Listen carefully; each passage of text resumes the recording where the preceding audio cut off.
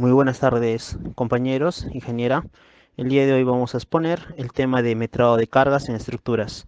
Bueno, a continuación les voy a dar el orden de expositores en las cuales vamos a sustentar el trabajo encomendado. Bueno, quien le habla es el alumno Eric Jordan Ramos Mamani. Está también mi compañero Marcos Perca Quispe y el alumno Franz Alcasoto. Tenemos cargas estructurales. Bueno, el objetivo principal es cómo funcionan las cargas en la estructura. Es decir, las cargas va a estar en función a un diseño. El objetivo de un ingeniero estructuralista es poder diseñar algo que pueda soportar los tipos de cargas estructurales que ya se verá más adelante, ¿no? En la exposición. Bueno, las características que se debe tener en cuenta en una estructura va a depender de cargas que se aplican directamente a esta estructura, ya sea en la forma vertical, horizontal o paralelas, ¿no?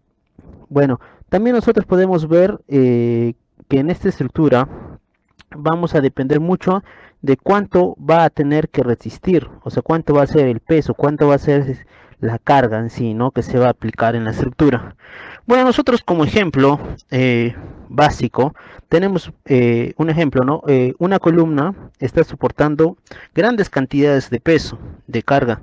Entonces, esto quiere decir que la columna va a ser más robusta. Pero si una columna está soportando menos peso, significa que va a ser una columna simple, se puede decir, cuyas dimensiones van a ser inferiores, no menores. Es decir, en pocas palabras, la estructura está diseñada para soportar cargas.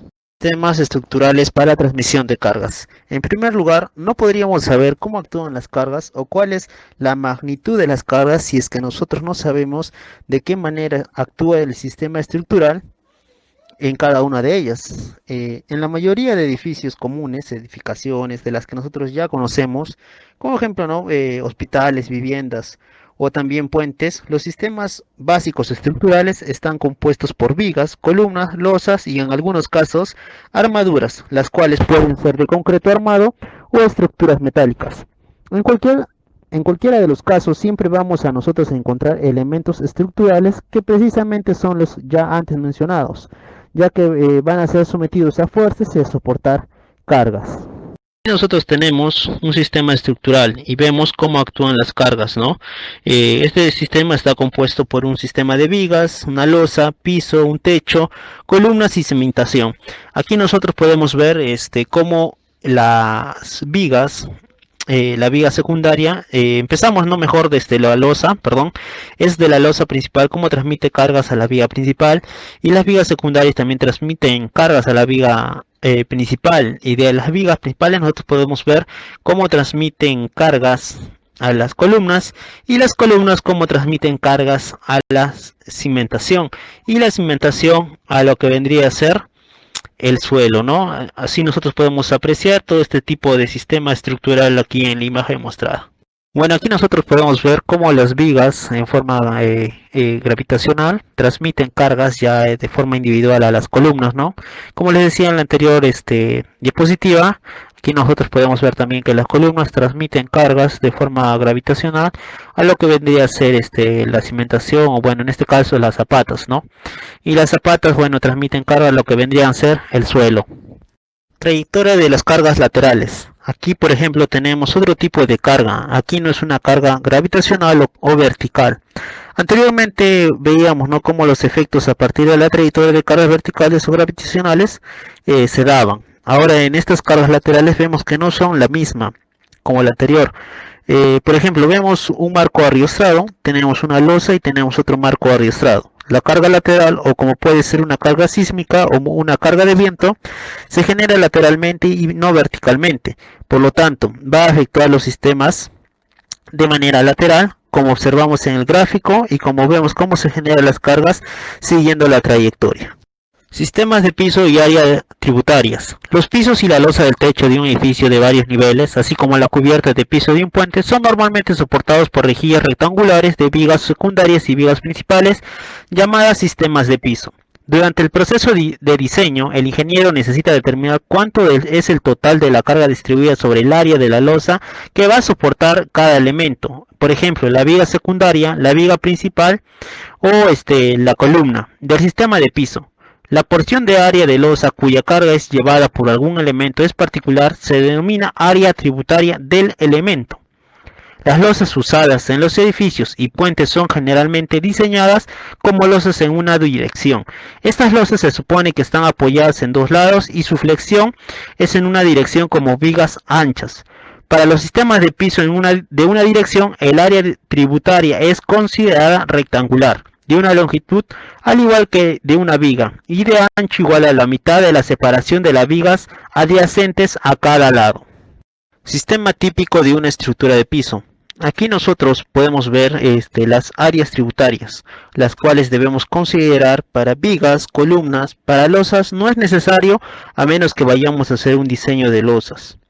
Por ejemplo, este es un sistema típico de una estructura, la cual observamos columnas que están en los extremos. También tenemos un sistema de vigas, en este caso vigas interiores y vigas de borde, la cual es un sistema típico de una estructura de piso, o sea, es un sistema estructural típico.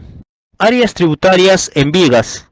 Las áreas tributarias en las vigas es cuando el sistema es unidireccional, la losa o cobertura que se está colocando en la forma unidireccional, ¿no? Estas vendrían a ser las áreas tributarias. Se determinan dividiendo entre dos. El eje perpendicular, es decir, el eje que va a ser entre la viga o el eje longitudinal a la dirección de la losa. Ese es el eje el que se va a dividir entre dos. Por ejemplo, aquí tenemos la distancia S1 entre viga y viga, que se divide entre dos. Eso es el área tributaria. ¿Por qué es necesario calcular el área tributaria? Porque es básicamente de la losa, ese es el elemento el que va a generar aporte a la estructura, o sea, carga a las vigas propiamente dichas. Áreas tributarias en las columnas. Aquí nosotros vemos que el área tributaria en columnas se aplica lo mismo que anteriormente. Así que tengo que determinar cuál es la superficie que le va a estar aportando carga a la columna. Aquí vemos pintado de celeste que en la superficie el área tributaria que va a aportar la carga a la columna. Bueno, ahí vemos en las columnas exteriores de borde cómo va a aportar la carga, ¿no? También vemos que el área tributaria que está en el medio, o sea, en la columna del medio, vemos que la mitad de ella va a aportar, la mitad de este tramo va a aportar carga y la otra mitad igual, ¿no? De igual manera. Es decir, en cambio, en una columna de extremo, solo la mitad del tramo le va a aportar carga. En este caso estamos hablando de una esquina, ¿no? Por lo tanto, solo va a trabajar este principio de área tributaria. Eso vendría a ser lo que es el área tributaria entre columnas, ¿no? Vendría a ser prácticamente el área entre eje que se va a trabajar longitudinalmente, ¿no? ¿Cuál es el área que va a aportar la carga propiamente dicha a la columna? Entonces, nosotros tenemos que trabajar básicamente en mención a la ubicación de la columna y ver en qué eje se encuentra, ¿no? El área de aportación de carga. Aquí vemos claramente, bueno, continuamos con áreas tributarias en columnas, claramente que quien va a aportar carga entre columnas vendría a ser L1. A ver, tomemos el ejemplo de la longitud L1 entre las columnas. Quien va a aportar ahí carga es L1 medios. Y lo mismo para el otro lado, ¿no? En cualquier sección va a suceder eso. Hay que ver siempre dónde van a estar colocadas las columnas y su área tributaria va a surgir a partir de la longitud de los ejes a considerar. Entonces, esas son las áreas tributarias nuevamente. Para recalcar, las áreas tributarias son para determinar la cantidad de carga o de peso que va a soportar un elemento estructural, ya sea una viga o una columna, ¿no? Entonces, en pocas palabras, nosotros tenemos que ver siempre, como les decía anteriormente, la ubicación de la columna y la ubicación de la viga para ver cómo va a soportar cuál va a ser el área que va a intervenir para que pueda generar la aplicación de las cargas mismas, ¿no? O las fuerzas que va a soportar el elemento. Área tributaria y cargas en una estructura con losas bidireccionales. En la figura A, nosotros podemos observar que esta es una estructura en dos direcciones. Vemos la estructura en planta, que es una sección cuadrangular con los puntos A, B, C y D. En esta sección, para poder calcular su área tributaria, tenemos que tener en cuenta que la losa se está aplicando o se está colocando en dos direcciones, de esta manera, dividiendo el ángulo entre 2 y calculando las mediatrices de estas, van a formar líneas rectas. Es decir, tengo que dividir el ángulo entre 2 a partir por la mitad y trazar una línea recta. Como pueden ver en el gráfico, se generan áreas tributarias triangulares, siendo las áreas tributarias de cada viga de los contornos. La carga se va a calcular por WL medios, básicamente calculando la carga por la longitud entre 2, nada más porque es una carga triangular, es decir, de manera que calculemos las áreas tributarias, es en el caso, aplicando en este caso en lo que es una losa cuadrada. Bueno, si el caso fuese una losa rectangular, como también lo podemos apreciar en la imagen, hacemos lo mismo, sino que por lógica se va a dividir las áreas tributarias en triangulares y en áreas tributarias trapezoidales. Nosotros podemos acá ver que se le conoce este método también como el método del sobre, que para el cálculo del área tributaria es el modelamiento de la carga. Es decir, este modelamiento va a tener dos modelamientos, un modelamiento triangular y un modelamiento trapezoidal. Entonces, el principio de análisis, perdón, es el análisis de áreas tributarias. Nosotros podemos ver aquí tanto en un área cuadrangular y un área trapezoidal, el punto de partida y el mismo fin que nosotros debemos determinar es calcular el área tributaria para poder ver cuál es el elemento principal que va a transmitir cargas y de qué manera, ¿no? Y eso nos permite a nosotros determinar las áreas tributarias. Bien, continuando la exposición, vamos a entrar a la parte de los ejemplos prácticos. Bien, en el presente ejemplo, nos muestra una columna de dimensiones de 30 por 40 por 250 centímetros, ¿no? Para el metrado de carga de esta columna, vamos a referenciarnos y vamos a tomar como base el Reglamento Nacional de Edificaciones, ¿no? En donde se encuentra establecido el peso específico ya del concreto armado, ¿no? Que es para un metro cúbico es 2.4 toneladas fuerza, ¿no? Bien, el volumen de la columna, primero vamos a multiplicar el volumen de la columna. 40 por 30 por 250 es igual a 300.000 centímetros cúbicos, ¿no? Que convertidos a metros cúbicos, 0.3. Entonces, 0.3 metros cúbicos multiplicados por 2.4 toneladas fuerza, que se encuentra establecido en el Reglamento Nacional de Edificaciones, nos da un valor de 0.72 toneladas fuerza, ¿no? Ese sería el peso de la columna. Pesos específicos de los materiales según la E020, ¿no? Del Reglamento Nacional de Edificaciones. En el ejemplo anterior hemos aplicado el peso específico del concreto armado, que es 2.4 toneladas por metro cúbico. Entonces aquí, en esta diapositiva, vamos a desglosar y vamos a tener una idea más clara de dónde nos sale 2.4, ¿no?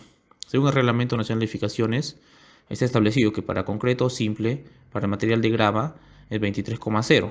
Para concreto armado, 1,0 al peso del concreto simple.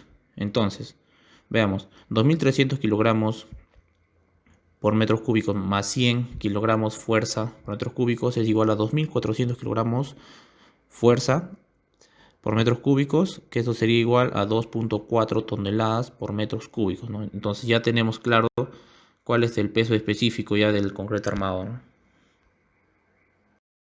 Ejemplo, una losa aligerada con dimensiones de 0.25 metros de espesor y un área de 4 metros por 6 metros, ¿no? Vamos a calcular el peso de la losa, ¿no? Entonces, para empezar con este ejercicio vamos a sacarle el área, ¿no? Que es 24 metros cuadrados, ¿no? 4 por 6, 24, ¿no? Ahora, para multiplicarlo por el peso específico, nos vamos al reglamento, otra vez al reglamento de la E020, que es establecido en el espesor del aligerado, ¿no? Por metros. Para 0.25, espesor de la losa superior en metros, 0.05, peso propio, kilopascales, ¿no? 3.5. Entonces, multiplicamos 24 metros cuadrados por 350 kilogramos fuerza sobre metros cuadrados es igual a 8.400 kilogramos fuerza, ¿no? Que transformado a toneladas sería 8.4 toneladas fuerza. Peso de entrepiso. Suma de los pesos de los elementos y es conocido como peso por carga muerta, ¿no? El peso de entrepiso es igual al peso de la columna que está establecido de la columna 1, columna 2, columna 3 y columna 4, que es 0.22, más el peso de la viga 1, peso de la viga 2 y el peso de la losa, ¿no? Que es 0.3. Entonces tenemos un total de 1.38 toneladas fuerza. Bien, profundizando lo que se había mencionado en la diapositiva anterior, vamos a ver este ejemplo de explicación de carga viva en una biblioteca, ¿no? Si bien es cierto, todo el área pertenece a una biblioteca, dentro de la misma hay diferentes ambientes, ¿no? Una sala de lectura, sala de almacenaje, corredor y otra sala de lectura, ¿no? Las cuales, por ejemplo, lo que son salas de lectura, 0.3 toneladas fuerza por metros cuadrados, la sala de almacenaje 0.75 y el corredor 0.4. Si bien todo el techo pertenece a una biblioteca, el uso es muy distinto de cada habitación y el Reglamento Nacional de Edificaciones ha asignado peso específico por cada caso. La carga viva de piso será la suma de todas las cargas vivas de las losas de cada sala o sector. Ejemplo, hallar la carga viva que actúa en la losa aligerada con dimensiones de espesor de 0.25 y un área de 4 por 6 metros, ¿no? Para una vivienda de 2 pisos. Veamos, ¿no? Automáticamente nos vamos al Reglamento Nacional de Edificaciones, que esto está enfocado a lo que son viviendas, corredores y escaleras, que es 2,0. Entonces, el área 4 por 6, 24, peso carga viva de la losa, área por peso específico. Entonces multiplicamos 24 por 0.2 toneladas fuerza por metros cuadrados es igual a 4.8 toneladas fuerza. El peso por carga viva para una vivienda con losa de 24 metros cuadrados es 2.4 toneladas fuerza para el segundo piso. El segundo piso, continuando con el ejemplo, ¿no? Para la carga viva del techo, ¿no? Para los techos con una inclinación hasta 3 grados con respecto al horizontal, 1,0 kilopascales, ¿no? Bien, el área, entonces, vamos a multiplicar, continuamos con el mismo área de la losa, 24 por 0.1, tenemos 2.4 toneladas fuerza, ¿no? Entonces, en el gráfico, ahí podemos ver claramente, ¿no? Hemos obtenido en la diapositiva anterior 4.8 y ahora tenemos 2.4. Entonces, el peso por carga viva será la suma de 4.8 más 2.4. Entonces, peso total de carga viva es igual a 7,2 toneladas fuerza. Las cargas muertas son cargas de gravedad de magnitud constante y en ubicaciones fijas que actúan de manera permanente en la estructura. Tales cargas consisten en el peso propio de la estructura, así como de todos los materiales y equipos colocados de manera permanente en el sistema estructural.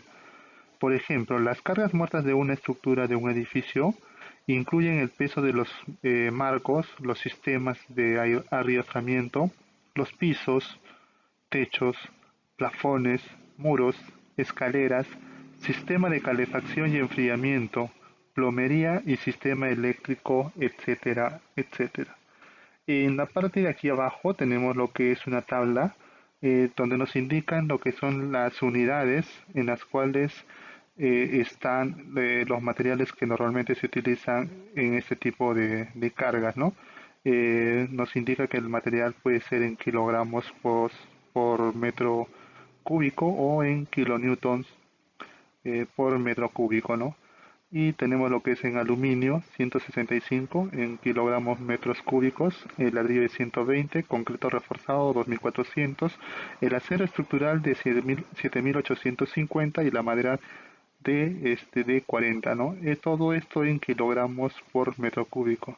Y en kilonewton por metro cúbico tenemos que el aluminio tiene una equivalencia de 25.9, el ladrillo de 18.8, el concreto reforzado de 23.6, el acero estructural de 77 y la madera es de 6.3. Por ejemplo, en un sistema de losas, ¿cómo hago lo que es el sistema de cargas muertas, no? Por ejemplo, guiándonos de un texto, pero la idea es que trabajemos también en diferentes unidades, ¿no? Porque no necesariamente se trabaja en una sola unidad, ¿no? Porque con una estructura metálica se suele trabajar en diseño de una sola medida, ¿no? Que son kilogramos por centímetro, ¿no?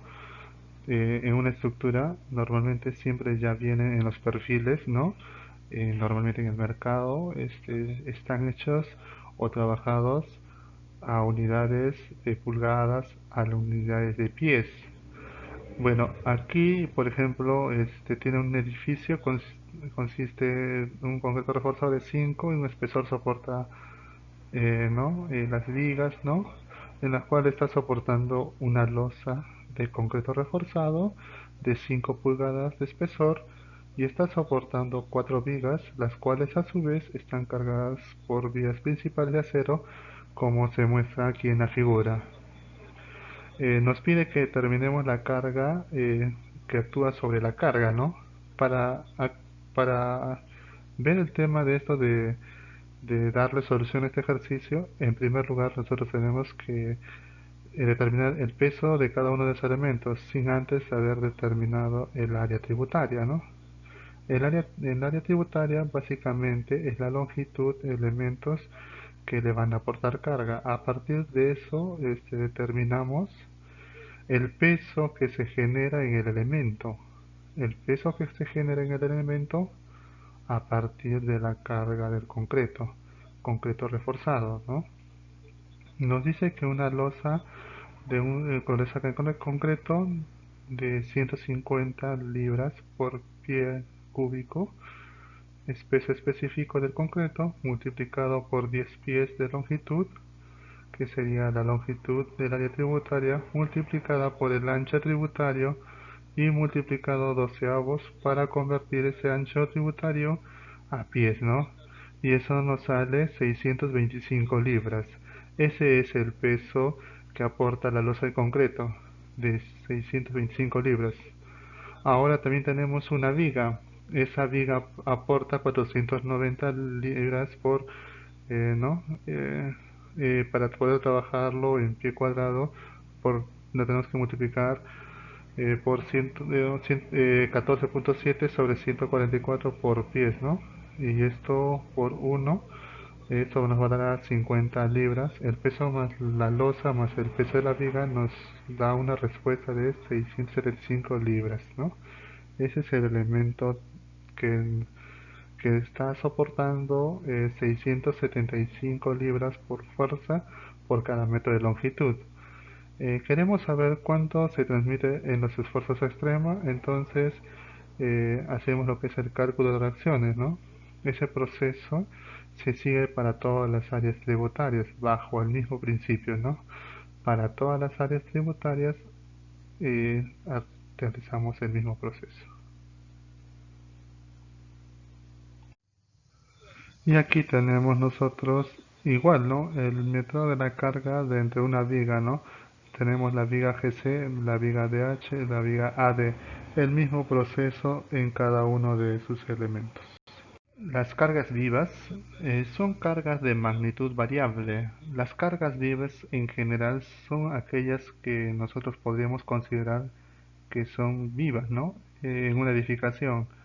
En algunas veces se consideran que las cargas vivas son todas aquellas que van a variar en una edificación durante el tiempo, pero no necesariamente, ¿no? Es mejor referirse a las cargas vivas como cargas que varían de acuerdo al uso de la estructura, ¿no? ¿Por qué? Porque básicamente a esta se van estructurando, ¿no? O se van calculando, ¿no? Se realiza el análisis de la estructura en general. Las cargas vivas para edificios. Esto, por ejemplo, nosotros tenemos, de acuerdo a la norma E020, una tabla, podemos buscar, donde nosotros tenemos las cargas vivas repartidas, ¿no? Como por ejemplo, como hablábamos, de acuerdo al uso de la edificación. Si estamos en un centro educativo, mejor dicho, la carga es de 2.5 kilopascales o de 250 kilogramos por metro cuadrado, ¿no? En un centro educativo dentro de un aula, ¿no? Y así sucesivamente para cada uno de los elementos estructurales tenemos una carga viva diferente. Después tenemos la clasificación de los edificios para cargas ambientales.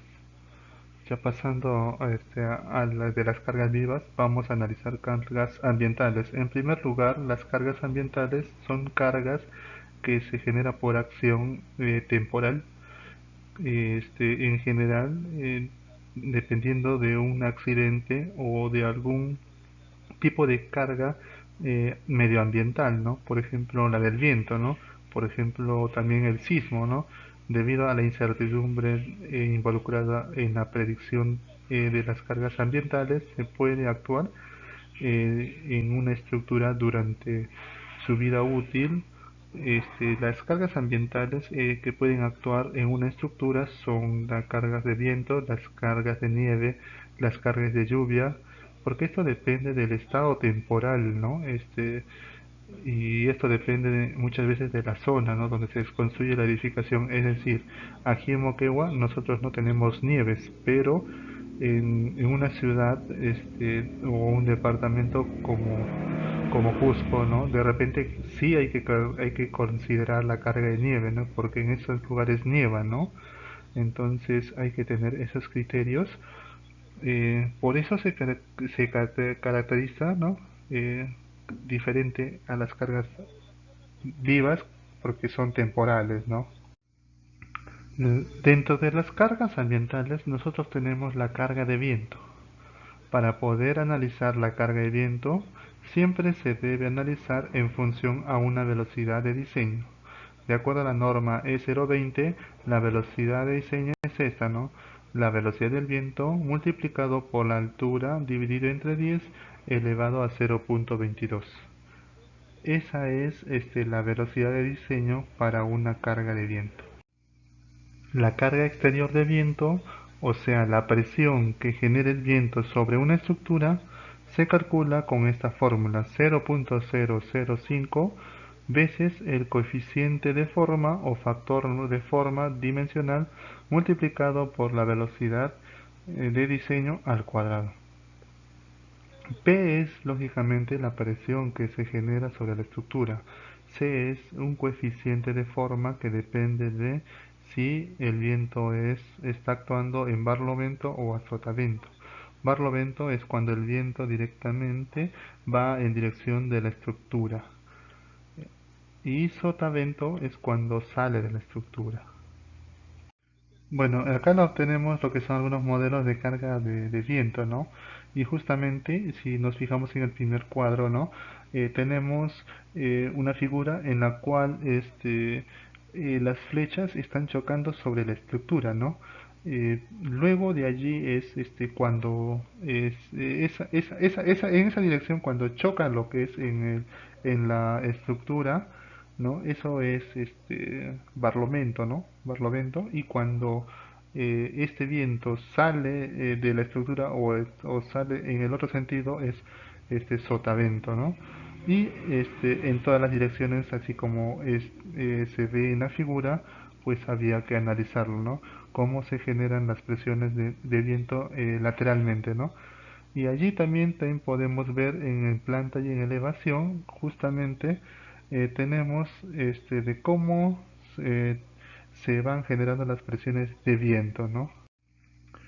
Así como tenemos cargas de viento, también tenemos cargas de nieve, ¿no? Todas las estructuras que estén sometidas a cargas de nieve serán diseñadas para resistir las cargas producidas por la posible acumulación de esta carga, ¿no?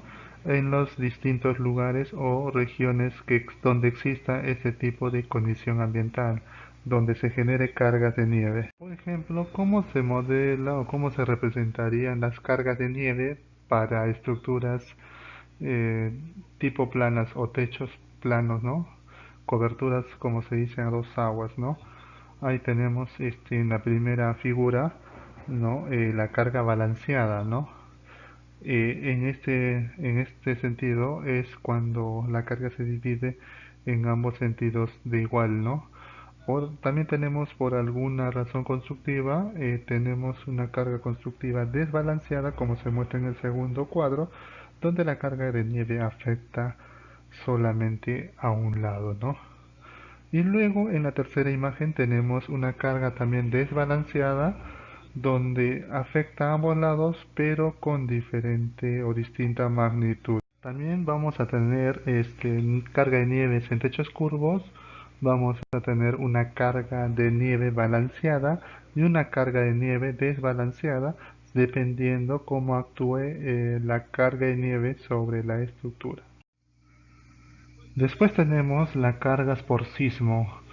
Bueno, esta ya es uno de los últimos tipos de carga, ¿no? La carga por sismo es una carga producida por un movimiento sísmico de la estructura, ¿no? En toda zona, por ejemplo aquí en el Perú es una zona de alto riesgo sísmico, ¿no? La carga sísmica se calcula siguiendo este tipo de principio, ¿no? Se conoce como SUX. Se determina como la carga sísmica va a depender mucho de distintos factores, como por ejemplo la zona donde se va a construir eh, la edificación, ¿no? No es lo mismo construir una edificación en la costa, en la sierra o en la selva, ¿no? Porque van a tener diferente tipo de comportamiento. También va a depender del uso de la edificación, ¿no? No es lo mismo construir en un hospital que una vivienda. El coeficiente de amplificación sísmica depende de la altura de la edificación. No es lo mismo construir una edificación de 3 pisos que una edificación de 20 pisos. El suelo, ¿no? El suelo o la base fundamental de la estructura influye mucho en el aspecto sísmico, ¿no? Y el coeficiente de reducción sísmica que depende del sistema estructural, ¿no?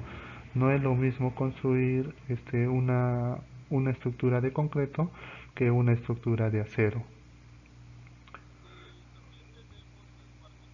También tenemos las fuerzas sísmicas en altura. Cuando nosotros determinamos la cortante basal o la fuerza cortante que genera un sismo, ese sismo genera en cada uno de los niveles una fuerza inaxial, ¿no? Que es una fuerza sísmica, ¿no? Esa fuerza sísmica va a depender de dos factores, ¿no? El peso del edificio y la altura de cada uno de los niveles en los que se genera el movimiento sísmico. Para finalizar, tenemos, de acuerdo a las normas, nosotros cuando se calculan cargas tenemos que realizar la combinación de cargas, ¿no? Para que la estructura tenga ciertos niveles o requisitos de resistencia. Por ejemplo, la combinación de cargas según la norma E060 de concreto armado son todas las que nosotros podemos ver en la diapositiva, ¿no? La primera nos dice que la primera combinación es de 1.4 la carga muerta más 1.7 la carga viva, ¿no? Cuando tenemos carga de sismo, como podemos ver en la 9.2.3, 1.25 por carga muerta, que es la CM, más carga viva, más menos la carga de sismo, o 0.9 por la carga muerta, más menos por la carga de sismo, ¿no? Si tuviéramos carga de viento, carga de empuje lateral, asentamiento diferencial, presión lateral de líquido, se utiliza cada una de las consecuentes combinaciones que tenemos en la norma. Así como tenemos combinaciones para la norma E060, para la estructura de concreto armado, también tenemos la norma E090 para estructuras metálicas. En estructuras metálicas, las combinaciones son de acuerdo a cada tipo de carga, ¿no? La carga muerta, 1.4 veces la carga muerta, 1.2 veces la carga muerta más 1.6 veces la carga viva, más 0.5 veces la carga viva en azoteas o en la carga de nieve o la carga de lluvia, ¿no? Entonces cada una de las combinaciones se aplica dependiendo eh, a la estructura que estemos realizando. Para finalizar, como conclusiones, en este trabajo aprendimos acerca de las cargas que se genera en una estructura, como por ejemplo la carga muerta, la carga viva y las cargas de ambiente, ¿no? Las cargas muertas tienen magnitudes constantes y condiciones fijas. Las cargas vivas tienen magnitudes variables y posiciones variables.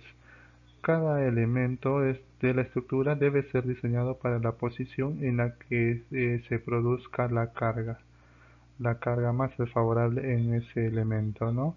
Las cargas ambientales, como la presión del viento, ¿no? Sirve para diseñar la estructura principal en un estado de presión.